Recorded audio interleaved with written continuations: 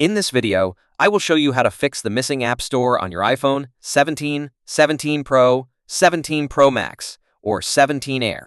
If the App Store icon has disappeared from your home screen, follow these steps carefully.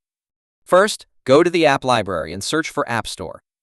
If you find it there, long press on the App Store icon and drag it back to your home screen. That should bring it back right away. If you still don't see it, open the Settings app. Scroll down and tap on Screen Time. Next, go to Content and Privacy Restrictions. Then, tap on iTunes and App Store Purchases.